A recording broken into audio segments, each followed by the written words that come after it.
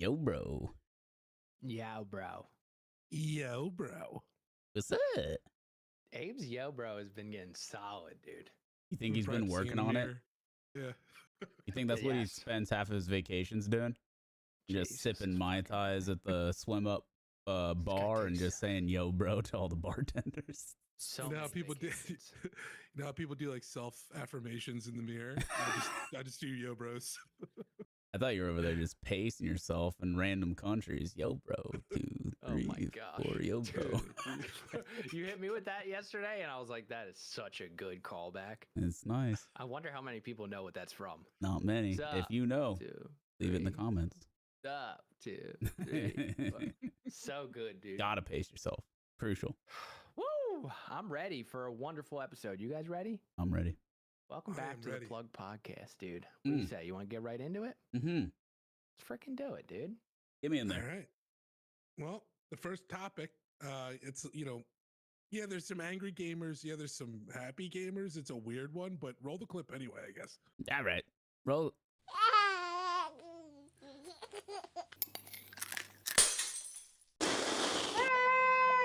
Just noticed I'm wearing a bib in that clip. Now I Mhm. like father, like son, dude. my baby stays strapped up with the bib. Mm. Oh, man. What do we got? All right. Well, this one's actually very recent because this game came out yesterday, and it's the long anticipated Xbox title Senua's Saga Hellblade II. So this game has been, I believe, almost 5+ years in development, 4.5, something like that. A lot of resources dedicated to it. Smaller studio, admittedly, but still been hyped as this huge Xbox exclusive. And it just came out yesterday. People have been streaming it, talking about it a lot. And it's got the most 50-50 reception I've seen for a game in a long time because it graphically is stunning. And they do a lot of really great smooth animations with the combat and things like that. But on the flip side of that, the whole game is 5 hours long and 3 hours of it are cutscenes. So it's basically not a game. That's and- kind of skewed, in my opinion. It comes at a AAA price tag of around $50. So, that's around the range of a AAA game. And it's from a flagship producer and it was very, very hyped with a long development time. So people are pretty pissed off. They feel like it's not as good as the first game. And while it looks great, nothing about it feels like a real video game. Well, before Marksman, I get into it. Can you look up a video of like how good it looks? I'd really Yeah, like I to see how good it I looks. have them on standby. So Let's I'll freaking bring go, this one dude. up here. We don't need the sound or anything like that, but this is actual, and I have sound anyway. This It's is a actual cutscene. combat. No, this is combat in the game. It's not a cut. You sure? Yes. Yeah, no, that's actual gameplay. I mean, this is a great style. I don't think I've ever seen a game like this type of over the shoulder, low angle, swapping. yeah, That's kind of wild. God of War played this way for a lot of the cutscene combat.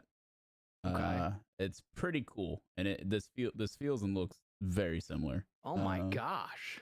Yeah, This looks amazing. Yeah, Holy crap, dude. Thus, a lot of the hype around how artistic and beautiful the game appears. mhm. Yeah. If this is Um, how good the combat looks, how good do the 3 hours worth of cutscenes look?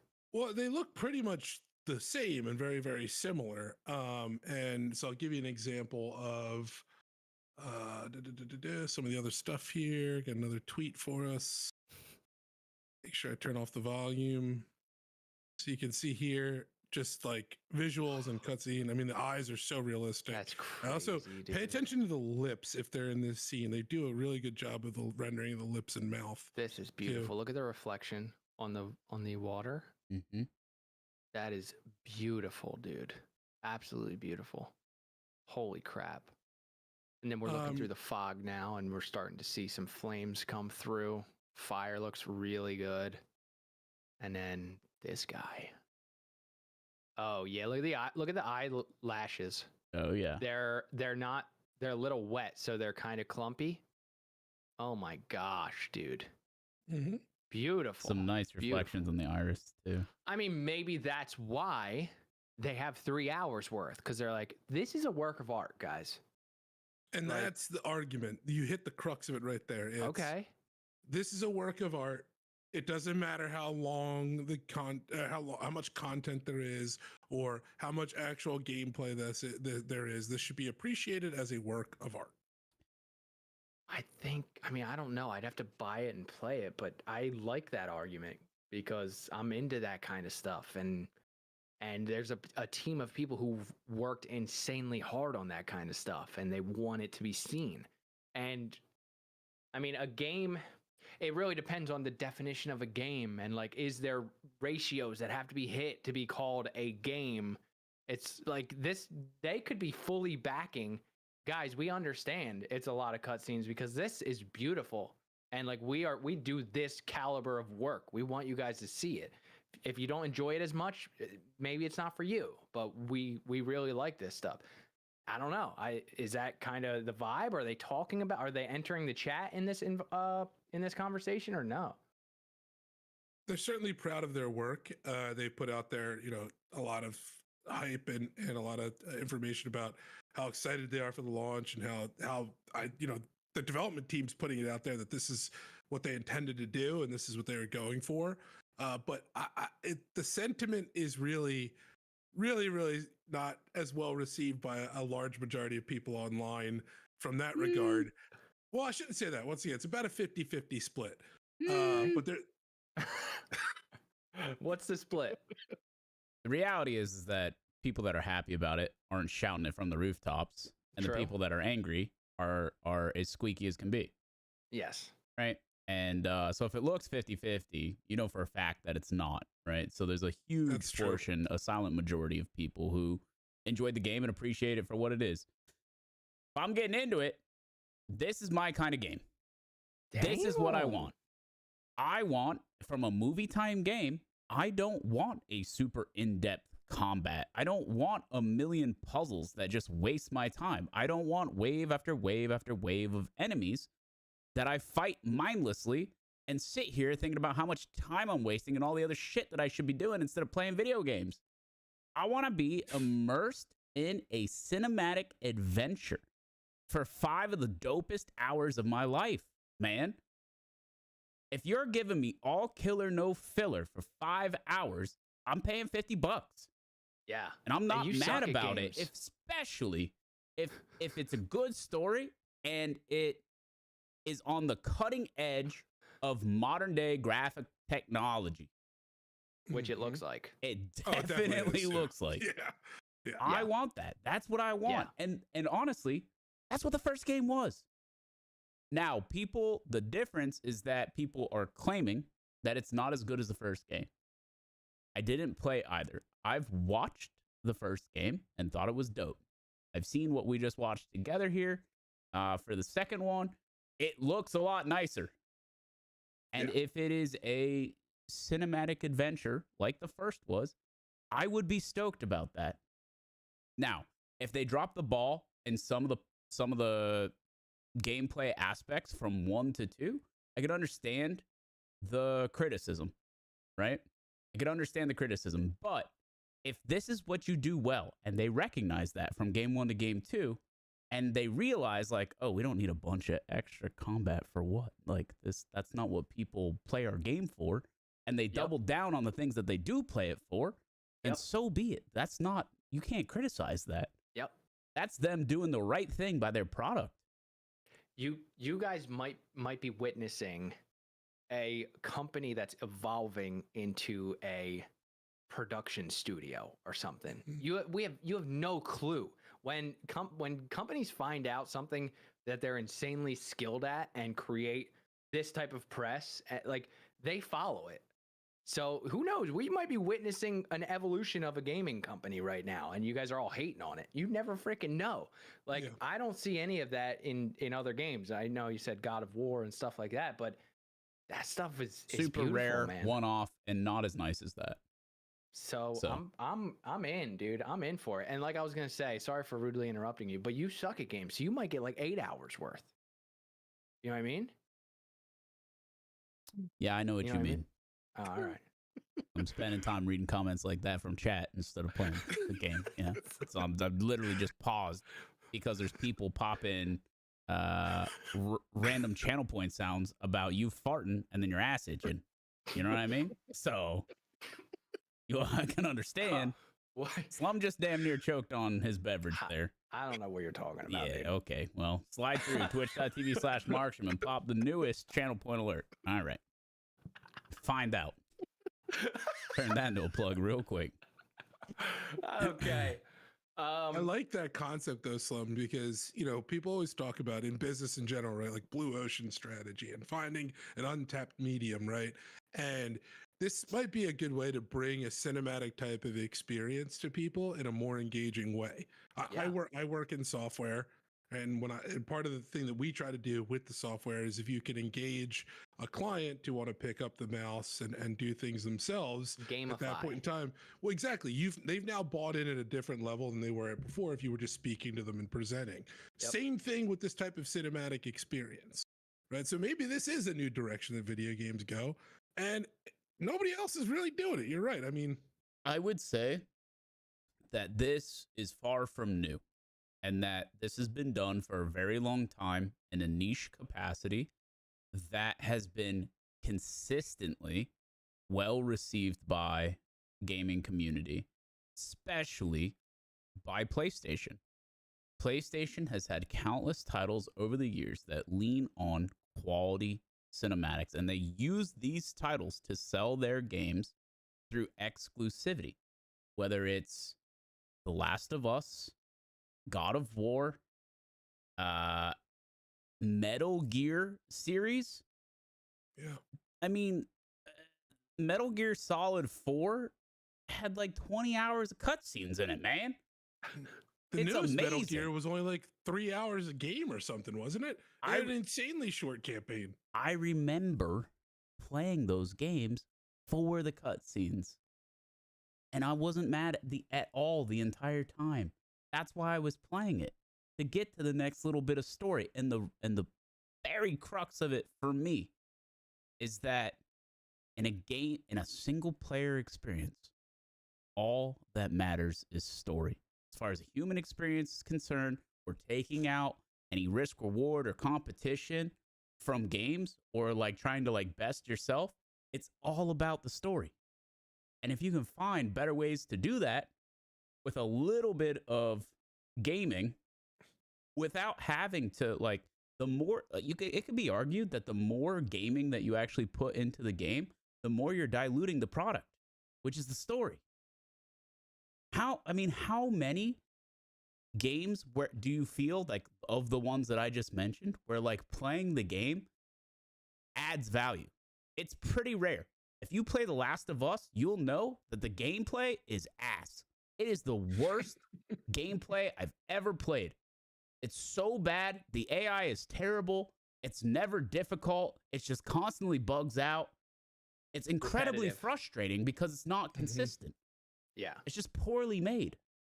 But it didn't stop it from being one of the greatest games and stories ever told. Right? Because like that's where it's at. The gameplay dilutes it.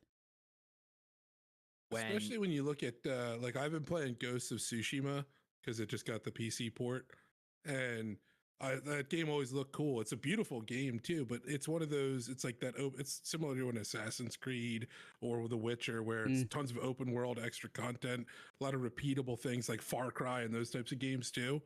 And it gets to a point where I never complete those games and finish the story because I'm so tired of walking around and capturing forts and doing all the same thing over and over again. It's formulaic, and it feels bad to just repeatedly bash your head against the wall doing the same shit.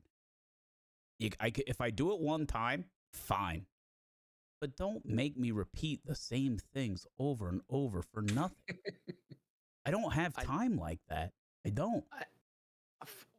First comment is, remember when, spoiler alert, when fucking Joel's head gets bashed in in Last of Us? Oh my God, I cried. When you watch a movie, what? I'm not sure that spoiler had to get said for the sake of what you're about to talk about, but no, absolutely not. But I just wanted. I'm trying to build on, like, dude, that was a cutscene, and it was the thing I remember about a game. Of course. when you watch a movie, you are frustrated when the movie sucks. I'm sure it's the same when you play a game. There's no specific recipe that says you have to do this for me to enjoy a game. No, not Same at with all. movie. You have to do this for me to enjoy a movie. No, it's not as simple as that. Staying away from the recipe often what makes the most memorable experiences. Yes. The more random, the better. It's just like unique player interaction and Daisy standalone. It's the same concept. It's someone who's just a complete wild card. You have no idea what they're about to say or do, and that makes a lasting memory. It's like, it is unique, and that feels good. And so when someone makes something unique that, like a game that has 5 hours and 3 hours are cinematic, and the other 2 is like the most cinematic gameplay you've ever played, and that's different. Don't be mad that it's different. Appreciate that it's different. Because it's different than all the games that you spent more than $50 on, put a ton of hours into, that arguably were somewhat time wasting because they weren't quality hours. I mean, that's the reality. And like, I get that some people want a game that's going to give them 100 hours or more for their purchase, for their $60 purchase. But when we're talking, there's no way a studio, especially in today's gaming industry, is going to give you 100 quality hours for $60. You're out of your mind. They're not built like that. I think it's a different type of game too. Like, you're looking for a multiplayer game, in my opinion. Elden Ring. Or I was gonna say they're in a Elden league Ring. of its own, though. Correct. So it's like that But it's game also like the studio or inverse. multiplayer. Right. What's up, Abe? It's the inverse of what we're talking about, Elden Ring, right? Elden Ring, if you really, like, honestly, if you try to follow the story of Elden Ring and you don't look it up online, good fucking luck. It's all over the place. You got a whiteboard behind you that looks like you're trying to find Pepe Sylvia, bro. Who's Pepe? I was just going to say Pepe Sylvia. It's crazy. Like, you have to. You got the string out and everything. But the gameplay is so fun that's what draws you in. It's the inverse. And every boss has a new thing you have to figure out. You're discovering every new boss. Like, it's not repetitive. It's the opposite and that's of the what I Last mean. of Us combat. Like, that is why I qualified my earlier statement with like self-betterment, trying to like beat your best ability, right? That's what Elden Ring is all about, right? Especially when you take it even further than just beating the game, because now, how many ways can I handcuff myself and still do this? Right? As you get better, as you start to figure things out. And that leads to just insane replayability, right? So many hours.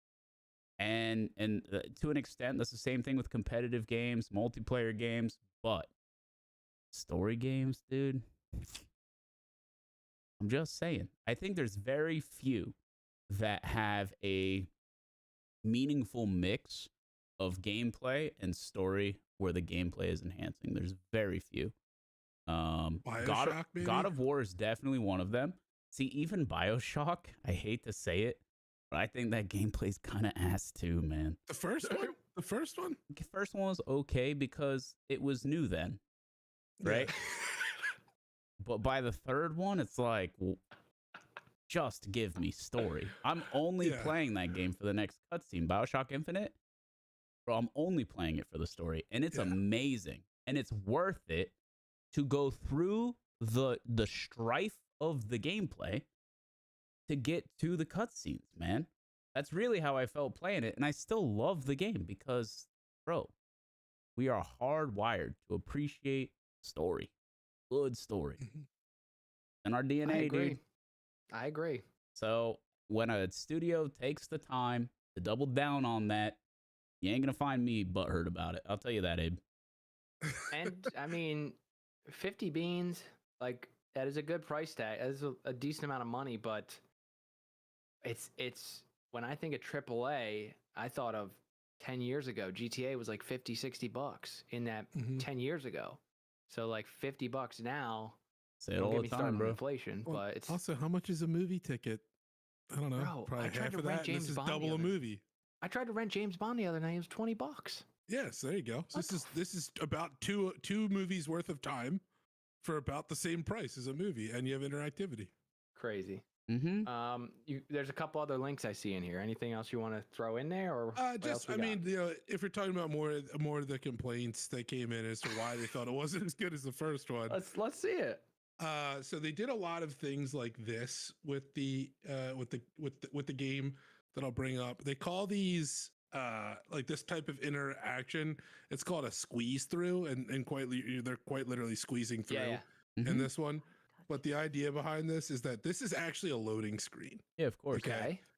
It's loading. Would they the rest prefer of the black content. screen with the fucking cogwheel? Like, well, exactly. That's kind of my point. and have it screen, actually interrupt the storytelling, or would Wait, they rather people that? Are mad about this?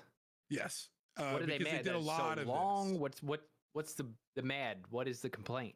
What they're mad about is they feel like, in addition to the game only being 5 hours long, 3 hours of which are cinematic scenes, right? Stuff like this is very prevalent to enhance the loading experience so that it feels more seamless. And this is, once again, just more, in their mind, wasted hours of gameplay that could have been. You want my 2 cents? Absolutely. Yeah. Gamers want to just prove that they know something about game design and development, and so they pick this to get mad about. They just want to act like they have an understanding so that they are justified in all their other completely unfounded complaints, because they learned about this from that one PlayStation Live on UE5 when they literally highlighted it as like a design element. That's what I think. Look at the dude. quality of this too. I mean, honestly, it's crazy. Look at the lighting when she's walking. It through. looks amazing, bro. These people are clueless. Like, they're doing this for you. Right. They're making this for you, not to bitch. They're making it so it's somewhat enjoyable. They're saying, dude, our game is gigantic. Give us some time to load it, but check this cool thing out. Maybe you won't mind staring at this for a couple seconds. Yeah. Like, how can you be mad at that? Couldn't tell you. Couldn't tell you. Okay. Well, that's non-valid in my opinion, that one. So. Yeah. Well, that's why it was an interesting, our gamers angry, because it was a lot of indifference, and also it's a weird one to be mad about. But I'll tell you, there's one other big controversy that's been going on that we're not going to talk about because it's annoying to even talk about. But this was the only other thing I could see that was really people have been complaining about recently. Yeah. What the? How are you gonna do that to me? You just did what middle school girls do. We'll send you a link afterwards. I don't. It's just stupid. I don't want to get into something, but I can't tell you. Never mind. I don't know anything. I'm like, dude, don't do that. Don't worry about it. All right, fine. What else? What's next, dude? Well, I'm gonna bring up the video, but I want you to walk us through this. Don't bring it up yet. If it's this. Let me start by... It's the Unreal Engine 5.5 stuff. So I'll let you do the intro and set it all up, and then you tell me when. All right. So check this out. Are you guys familiar with I don't know if it's actually called this, but I call it the GoPro effect. Would you take a guess of what that is? Or in what context? Well, all right. So I'll just jump out and say it. So GoPro is a sports camera, an action camera, very tiny camera. And the camera quality is decent, but when they first started, like, it was nothing special. But everyone was blown away at what they've shown us. They've shown us these insanely skilled athletes and places on the world that carry the visual for you. Sure. So then you're like, damn, this camera's so good. No, it's the catacombs. It's the guy jumping off the hot air balloon into a lake of fire. Like, all the dope shit that you're not gonna do with a GoPro attached to you. Correct. Your GoPro's gonna capture you getting up from your couch, going to the refrigerator, grabbing a beer and some chips, and sitting back down. And if it's low light in your house, you're screwed, bro. Because it's GoPro's trash and low light. They got the low light for sure. So I want to try to tie that to not taking away from what we just saw, but in visuals, there's a similar type of thing you can look at with. Sometimes you put stuff in your scene to add to it and to kind of take a maybe not. I'm trying to articulate this correctly. Say your scene wasn't the most pixel quality, to the top of the line pixel quality. Say you threw a couple campfires. Yeah, so you start building the scene a little bit more, and you put water in there. You're like, wow, look at those waves. Don't look at the shadows that are missing behind that guy, because I couldn't figure out how to do shadows, but look at that wave. Like, you build the scene and you try to hide certain things. How cool that effect is, where you like are looking through like the ripple effect of heat and a fire, and that's kind of including like a model back there that's not quite right. Yeah, exactly. You know exactly what I'm talking about. So I don't know what you're talking about. With this, so you can say that what we just watched, that girl coming out of the water, the scene is built so well. Even if the quality was down a little bit, that would still be a beautiful scene because you built it so well. I want to show you something that there's not a lot of crazy stuff going on, but the quality is absolutely mind-blowing. So there's some scenes in this video that if you were to just snapshot and put someone in front of someone, they'd be like, this is a picture. This is shout out to my guy, JS Films. And if I said that wrong, sorry. This guy is constantly pushing the level. And he also served our country, so thank you for that. But he is constantly pushing a new level in Unreal Engine, metahumans, all this stuff. And this blew me away. So can we watch this real quick? Yep. Do you want sound or no? There's no music, I don't think, and you can keep a little bit low sound. So, Unreal Engine, guys. This is absolutely absurd. We are watching a character with a helmet on. He's in army gear. That metahuman, obviously, you can tell is a metahuman because it's a template metahuman. But the first metahuman is okay. Because I don't know if it's a template. It looks like a person. Okay, you're fair. The first metahuman is I don't really know his actual name, but it's JS Films. He made it himself. Yeah. And bro, it looks so good. It looks so good. Now, I think they show his face in this in a little bit too, just to yes, he does. He shows you how he does the facial recording. When he turns around and when he starts walking, bro, like this stuff right here, like that is a picture. That's like real life, dude. The sky is kind of blown out because that's how it would look on a real camera. Some of the stuff is kind of hazy because that's how it would look on a real camera. The texture of the helmet, and look at his face. Look at the side of his head. Do you see? It was quick, but I'm gonna go back. Yeah, go back just a bit. I don't know how he did this. Pause that. Yeah, it's sweat. Bro, this guy is wild. That's pretty nuts. And this quality is absolutely insane. If you're looking at him as a model, just so that people understand, I would have guessed that it was an actor in front of a screen and he was just like moving around in like one of those virtual production studios we talked about. This dude doesn't exist. I mean, he does, but he doesn't. You know what I mean? Like, he's the model in UE5, which is ridiculous. Ridiculous, wow. dude. And Abe, maybe go to that thing you're talking about where we're showing his face. He's talking a little bit. Yeah, hold on. Yep. It's right about. So don't get it twisted. Pause it right here.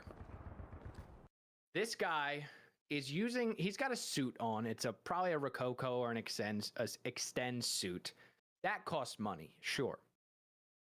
But there are programs where you can capture data, motion capture data for free. There's also a bunch of libraries with free data.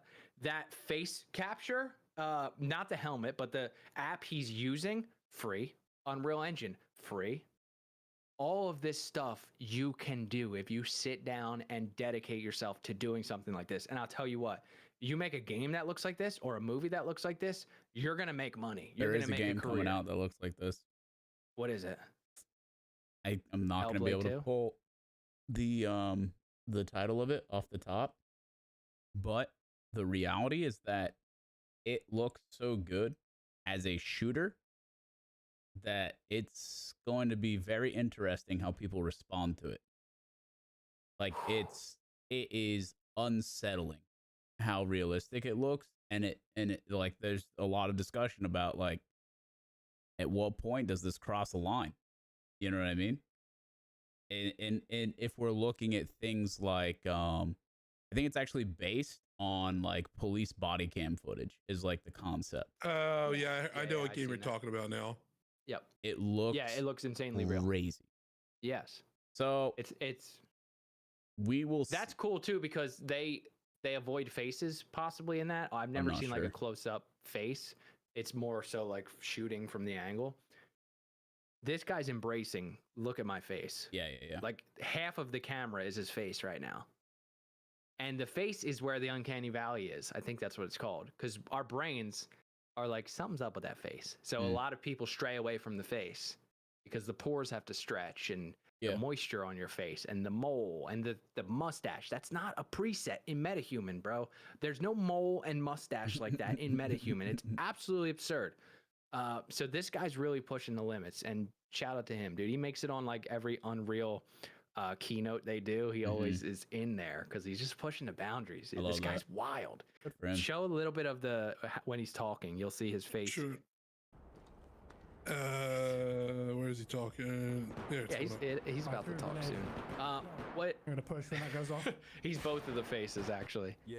What I'm curious of, I gotta test this out. She gotta be like one shot.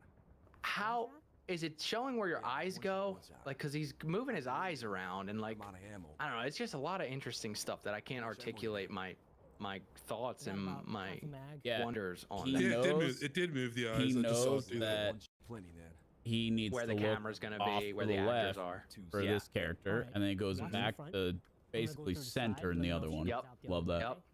Very cool. Yeah, I got you. really cool. That other game's called Body Cam, by the way. I looked it up really quickly. Body Cam. Guys, this is free. I can't stress this enough. This stuff is free. So get after it, dude. Very dope. Like, there's no reason anymore, man. I love this stuff. Very dope. And I'm gonna keep shouting this guy out until he shouts us out. JS Films. JS Films, dude, he's crushing it, man. And he's doing this full time now. Like, he was serving our country, and then he was like, he did his tours, and he's like, I really enjoy doing this stuff, and it's a hard decision, and I think I want to go forward with it. So any way that I support this guy, I'm down with. Oh. All right, what else we got, dude? I want to stay in the video game space a little bit longer, and do a quick highlight of a game that Mark's been playing recently, got to test out a bit, that's been quite popular, called Arena Breakout Infinite. It's being dubbed the Tarkov Slayer, the Tarkov clone. And in addition to getting Mark's thoughts and feedback, I want to tie it in a little bit to Tarkov because the Twitter interaction from our friend Nikita has been absolutely hilarious. So I'm new to that. So I'm talking about for the game. What can you bring me back? Like, if we're jumping into the middle of the Nikita thing, can we start from the top? Because I'm new to it. I heard about it, but yeah. Okay. Well, let's do it. I figure let's talk about the game a little bit first, and then I'll bring up some of the Twitter interaction. Sure. So, all right. Mark, you want to give us your impressions?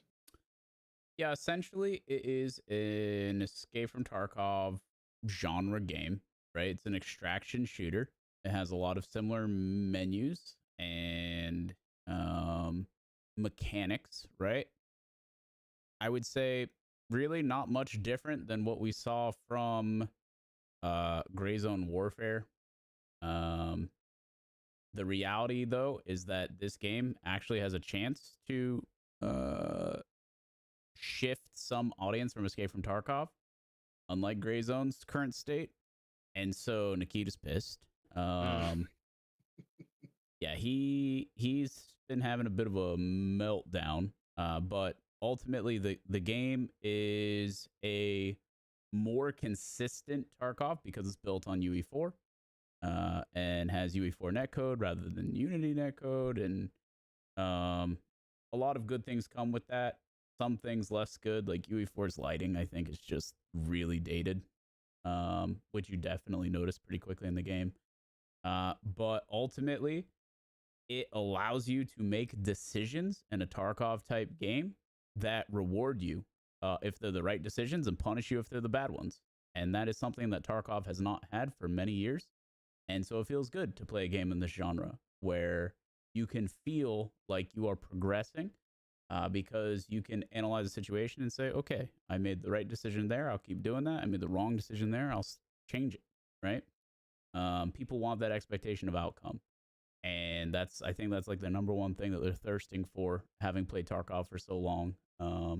Where it's just the game is completely devoid of that. So, and then I also have some gameplay footage for you guys if you want it. Sure. You guys might recognize this streamer. But Where is this actually from? Where can I find this guy? This is my very first raid. And this actually got retweeted by the Arena Breakout team too. Let's but go, you can watch this real quick.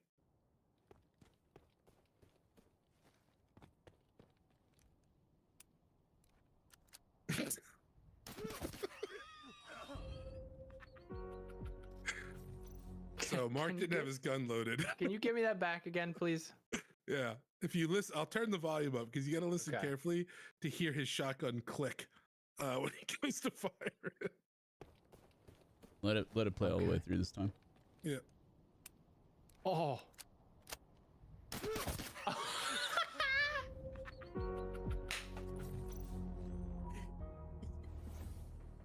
We'll be right back.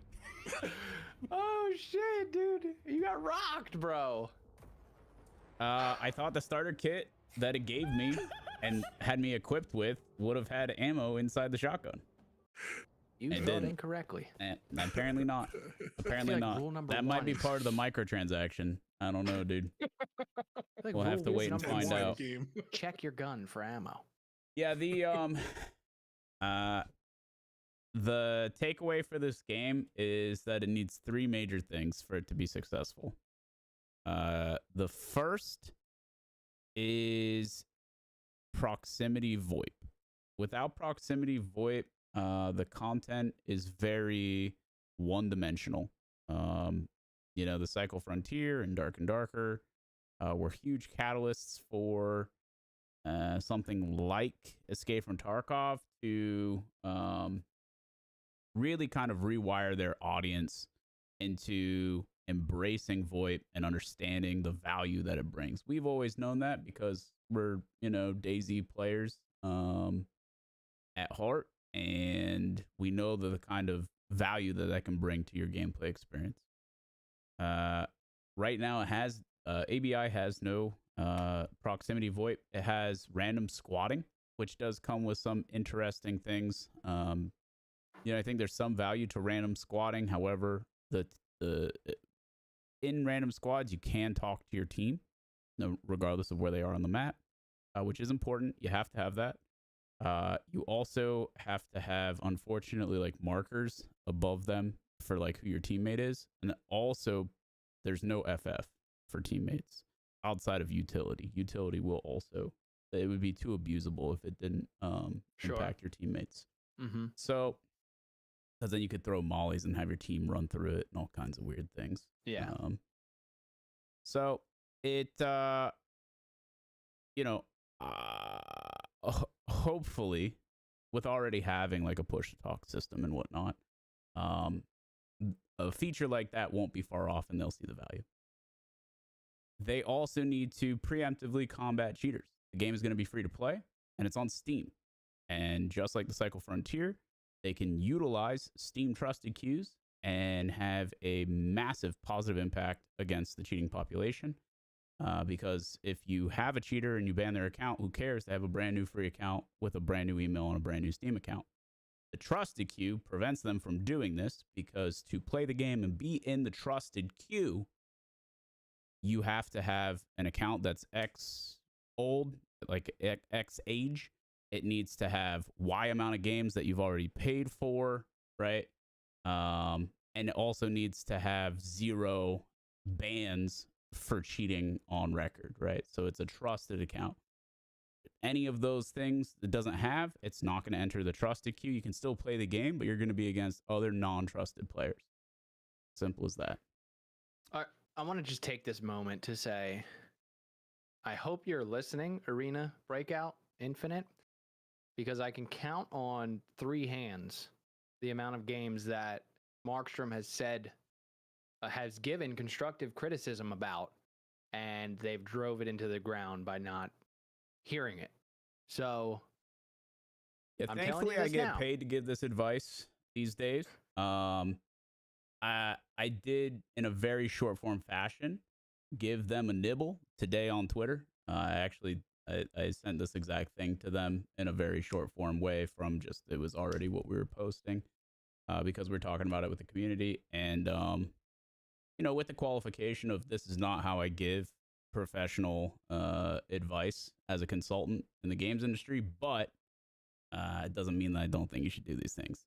So it's those two things. And then the final one is so it was VoIP, proximity VoIP, a robust anti-cheat using Steam trusted queues, which literally created a night and day difference in the cheating population in the Cycle Frontier.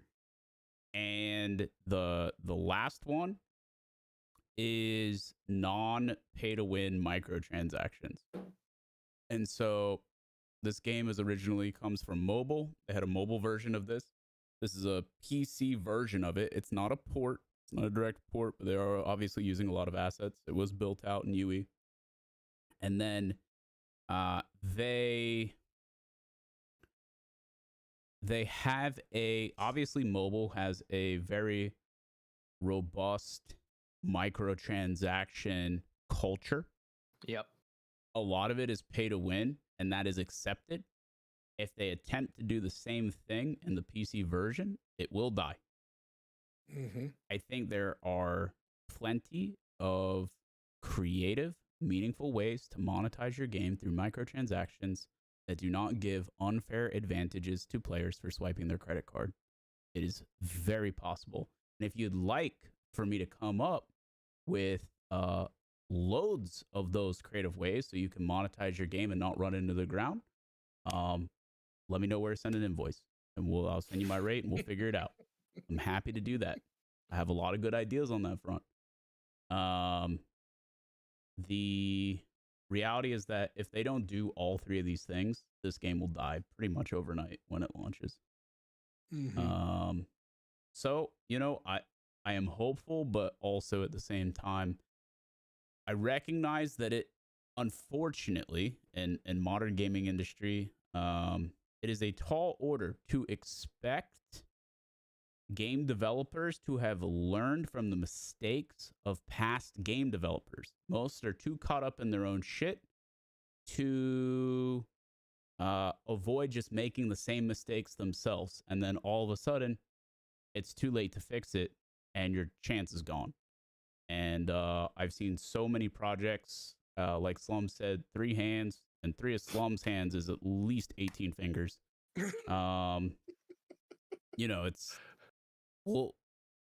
It's frustrating, and I really want more quality competition in extraction shooter genre because it's the genre that I know and love. And unfortunately, there isn't a whole lot of competency in the design side of things. It's a difficult game to dev for. There is no doubt. But there are core features, and there are already established ways to combat many of the common pitfalls. And all it takes is learning from history, taking the time to understand why things went wrong for other games, because there are plenty of examples, and really just killing it for the sake of the community, because this community deserves a game that genuinely wants to do right by it. And is it the ABI guys? Maybe, maybe not. We'll see. But ultimately, there is a huge market to be gained here if you just, in my opinion, by my standards, do the bare minimum.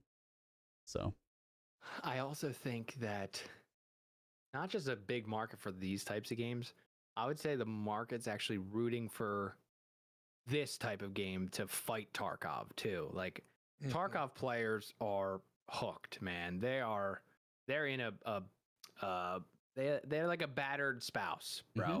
They're hooked. So if you are the competitor to Tarkov, not just another competitor, exactly, not just another competitor in this game, this sphere. If you're literally like a competitor to them, using their assets and all that type, that's the recipe. Like, I want these guys to win even more so than other games in this category. I want these guys to win. To clarify on the asset front, there's been a lot of accusations by Nikita that assets were stolen by ABI, and that they are reusing them. There have been multiple.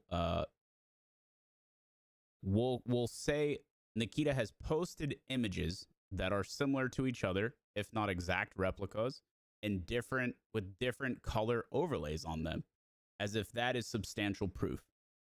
The reality is that when diving into the code, multiple sources have done this for Escape from Tarkov.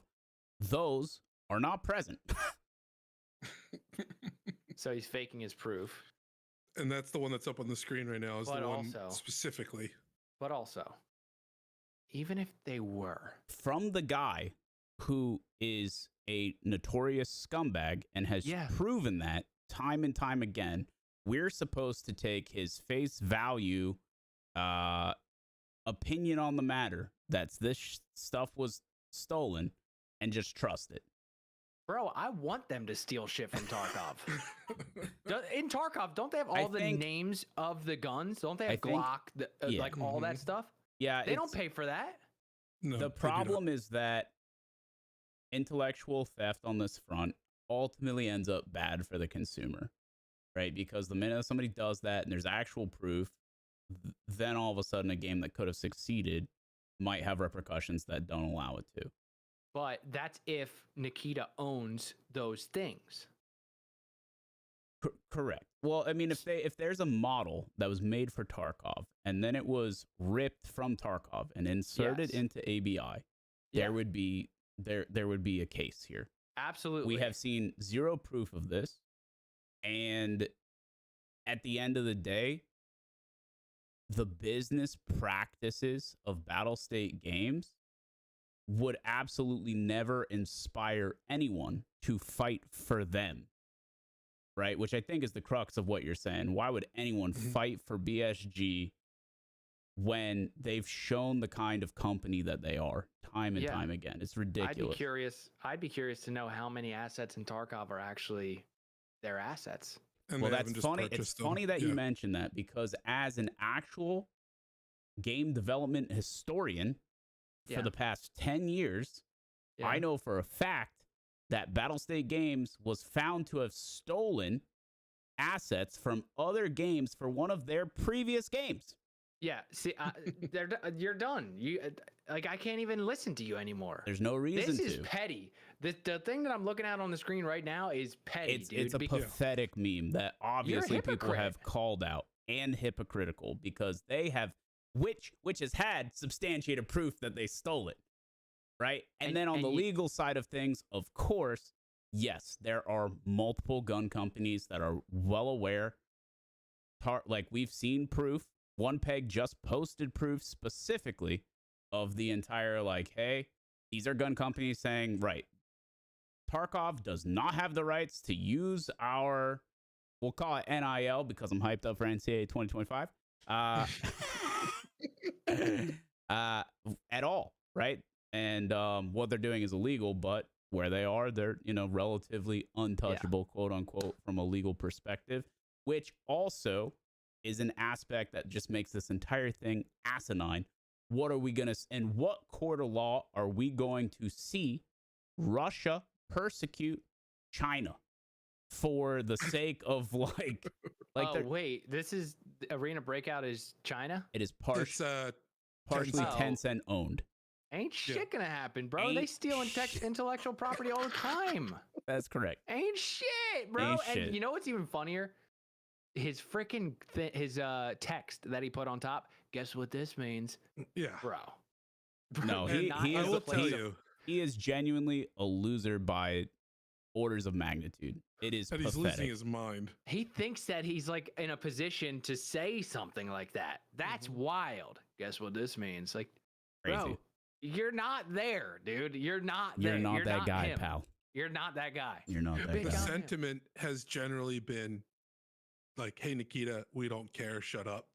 That's No, generally what and it every is. creator has said, shut the fuck up, Nikita. Get off the internet and make your game better. Like that's I would say 98% of creators did that. There's some Yeah. shills still that are defending him, but Correct. they're literally He's their whole ruining lives are it for tied to this everyone. game. He's the guy that talks to the teacher and says, is there any homework this weekend? I thought homework was already due.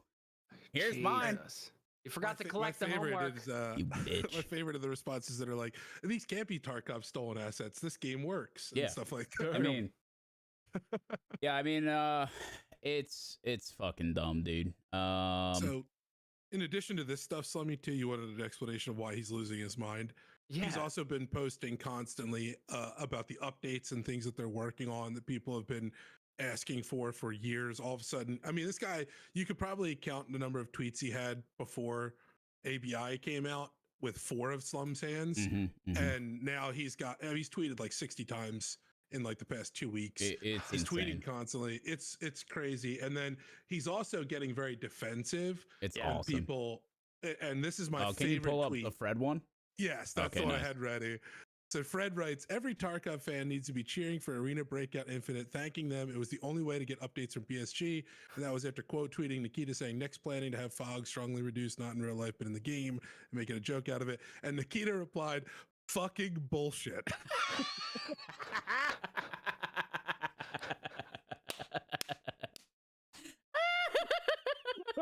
Bro, this guy doesn't get it. No, He's no, he's a moron. You're just gonna get messed with It's more, awesome. bro. It's so awesome, dude. good. I saw this on Twitter and I literally like cried laughing in my chair. He's so rattled. He's so rattled. It's crazy, dude. It's He's showing you can't do that. it's awesome, dude. You can't show people that. They're just gonna come at you more. And this is bro. all coming off the tail of everyone saying, Nikita, why are you such a fucking scumbag with the whole Unheard edition debacle, right? This is all off the tail of that. He was looking for an exit strategy with Unheard, right? He tried to make a bunch of money. That didn't work. It backfired entirely. It may to a point where people may not support any more projects from them, right? Which he's really worried about. And his way of saving face is to go accuse someone else of debauchery. Like that's it's you blame your enemies for doing what you do. Right. That's crazy, dude. It's been fun to watch from the sidelines. I'll be honest. Fantastic. It's fantastic.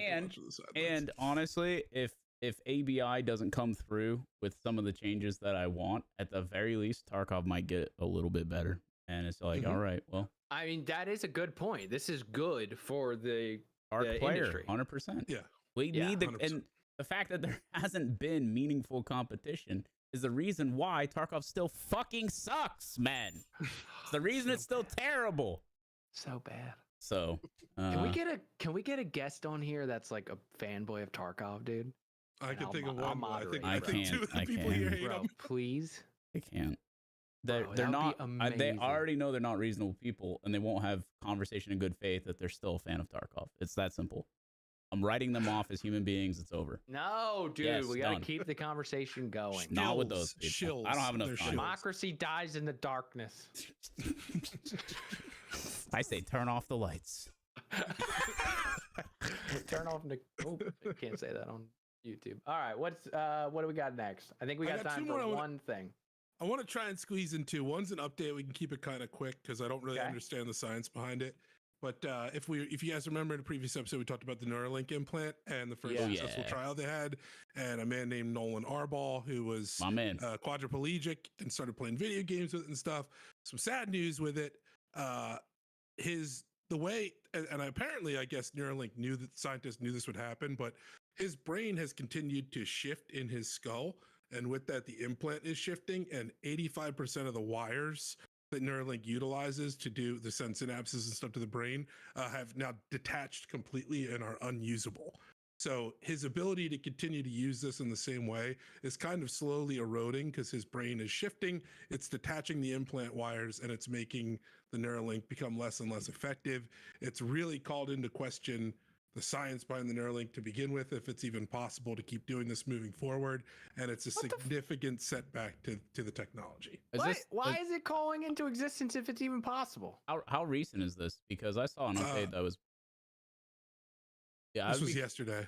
Yeah, whoever wrote this article, if they wrote this article yesterday, then they didn't do a very good job. I don't think. Well, dude, because I've specifically like this like as much as I'm critical of Elon, this feels like some Elon hit piece bullshit. Of because course, they all are. I've already let's not get crazy.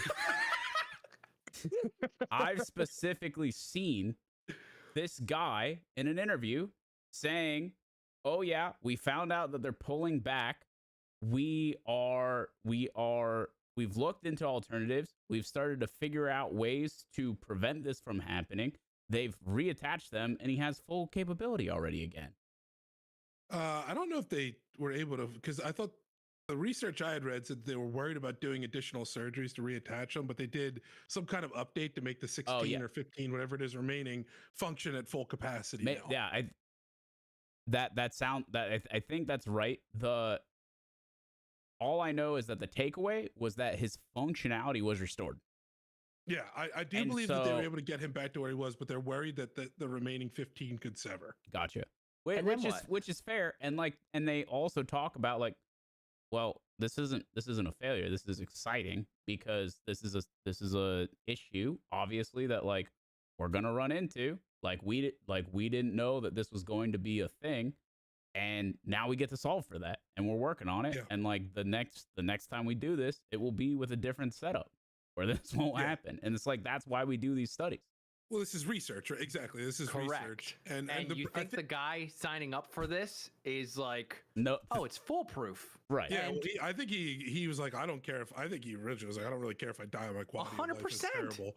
So not even you are aware in clinical trials. First off, you're aware in stuff like this.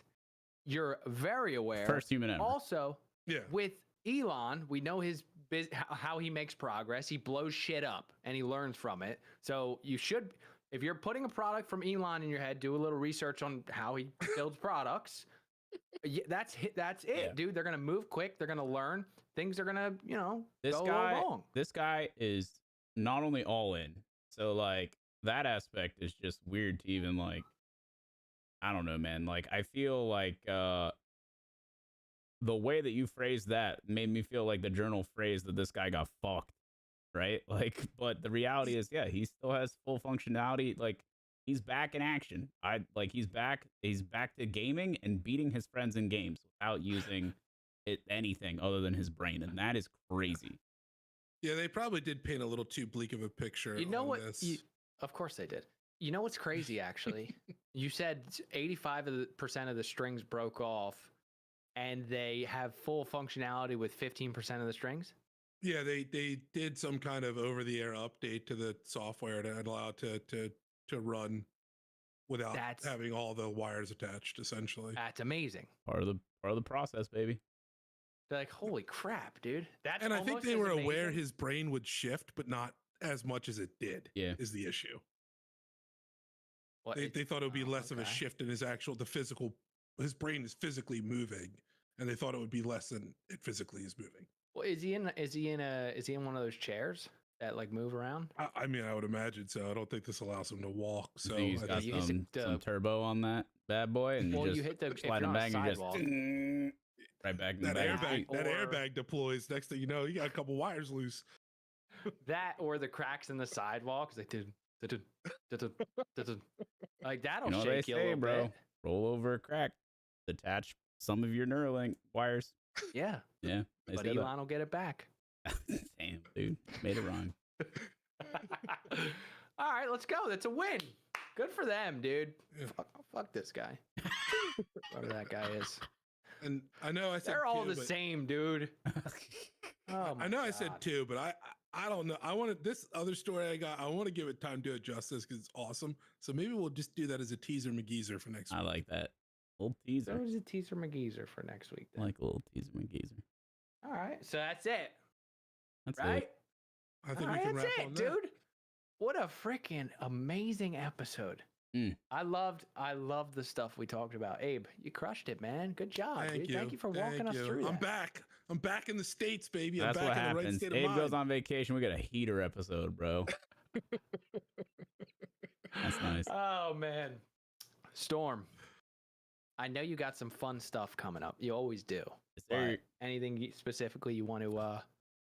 What you got? Friday. Mm-hmm. We're diving into some movie time. You know how I feel about it. It takes 5 hours to beat this game, start to finish, and I'm hyped up about it. Oh wait, really? Yeah, it's not that game, but it's a psych thriller. Similar vein, a lot of cutscenes, psychological thriller. It's called Indica. I'm really excited for it. Oh, It's gonna be sick. So we're gonna start that up 8 a.m. Eastern. Twitch.tv/Markstrom. We'll be booting the game up and banging it out on a Friday. I'm hyped for it. Outside of that, a little teaser McGeezer.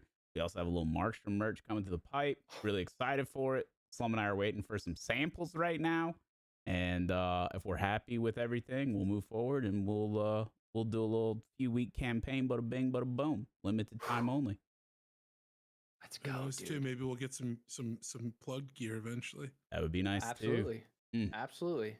Don't tell my people. I might fucking take off Friday and just watch the stream. It's gonna be fun, dude. I might have to do it, dude. Yeah. Hey, wait, hold on. Where can they find that stuff? If they want to go watch you, where do they find you? I said it, but I'll say it again. Twitch.tv/Markstrom, baby. Let's go. Double Run it plug. back. Abe, how about you, dude? Well, now that I'm back, I will be moderating the stream over at that same link. I'll say it again at the end. But also, I don't know about what Mark's got on the docket for tomorrow, but if he does dive into ABI that we talked about earlier, I might have secured myself a key today, so maybe I'll run with him a couple runs. Yeah, I don't know.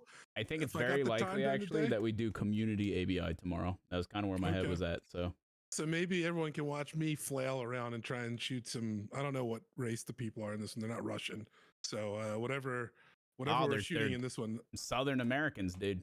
Southern America. All right, so we'll shoot some Southerners. For the on union, Thursday. baby. And then, like I said, I'll be moderating the stream over at twitch.tv/Markstrom. Sorry Hell about yeah. that. Third plug. Well, it's wonderful to have you back, Abe. Thank you. My name is Slum, It's all right. and I work with a coffee company. I work with a media company. I work with some of my best friends at Markstrom TV. I have a great time doing it all. But you know what? I have a really good time doing this podcast, Plug Podcast, dude. Today was a wonderful freaking episode, and what I want to ask of you, would you kindly share this YouTube link? And we're re-up on Spotify now. One of our community members called me out. I was slacking on the post, but we're up. We're up, baby. We're back there. So follow us on Spotify. Follow us on YouTube or subscribe on YouTube. Share this show with your mom, with your uncle, your dad, your brother, whoever. We have a really good time doing this show, and we want to share that good time with as many people as we can. So this has been another fantastic episode of the Plug Podcast, and we will see you guys next week. Peace. Deuces.